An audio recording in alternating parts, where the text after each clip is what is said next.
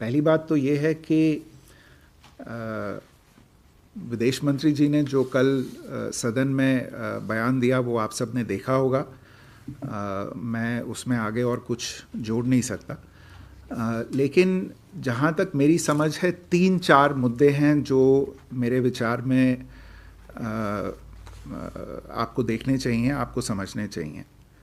पहला मुद्दा तो ये है कि विदेश मंत्री जो जिस चीज़ के बारे में कल बात कर रहे थे, उन्होंने सदन का ध्यान आकर्षित किया स्टैंडर्ड ऑपरेटिंग प्रोसीजर्स की तरफ, एसओपीज़ की जो आपने बात की, और जो एसओपीज़ हैं ऑन द यूज़ ऑफ रेस्ट्रेंट्स, जो जिन हालात में लोगों को लाया जाता है, तो जो एसओपीज़ हमें भी अमरीकी अधिकारीगण जो हैं जिनके बारे में उन्होंने हमें बताया था, और तो विदेश मंत्री जी स्टैंडर्ड ऑपरेटिंग प्रोसीजर्स की बात कर रहे थे। उन्होंने बताया अपने बयान में कि ये बाकायदा एक लेड डाउन प्रोसीजर है और ये प्रोसीजर 2012 से प्रैक्टिस में है। इसके बारे में भी उन्होंने बात की सदन में।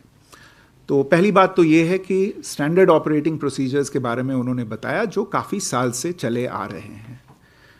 दूसरी बात जो उन्होंने स्पष्ट की वो ये कि चूँकि कुछ सवाल उठे थे कि जो ये स्पेशल उड़ान जो आई है, स्पेशल फ़्लाइट आई है, इसके ये किन नियमों या अधिनियमों के तहत आई है, इसका अप्रूवल कैसे हुआ, प्रोसीजर्स क्या थे और फ्लाइट क्लियरेंस कैसे हुआ, तो उन्होंने उसको भी स्पष्ट किया अपने बयान में कि इसमें कोई बदलाव नहीं था। There was no change from past procedure in so far as this flight clearance and approval was concerned. तीसरी बात जो आपने इसके बारे में सवाल उठाए हैं कि किस तरह से लोगों को, किन हालात में लोगों को लाया गया है, ये सही है इसको उठाना। और मैं आपसे कहना चाहता हूँ कि हम अमरीकी अधिकारियों के साथ उनसे संपर्क में हैं इन सब चीज़ों के बारे में, और ये बातचीत उनसे चलती रही है। ये 1 या 2 बार होने वाली बातचीत नहीं है, और हमने हमेशा इस बात पे जोर दिया है कि लोगों के साथ सही सलूक किया जाना चाहिए, और इसमें जो लोग अभी डिपोर्ट भी हो रहे हैं उनके साथ भी सही सलूक होना चाहिए। और हमारी जानकारी में जो भी जब भी कभी ऐसी बातचीत आती है कि कोई बदसलूकी हुई हो किसी के साथ, तो हम उस मामले को ज़रूर उठाते रहे हैं और आगे भी उठाएंगे, जो भी हमारी जानकारी में लाया जाएगा। और चौथी चीज़ जो विदेश मंत्री जी ने कही, जिसके बारे में उन्होंने ध्यान आकर्षित किया सदन का, वो था कि देखिए, एक तरह से मैं कहूँगा असली कैंसर क्या है?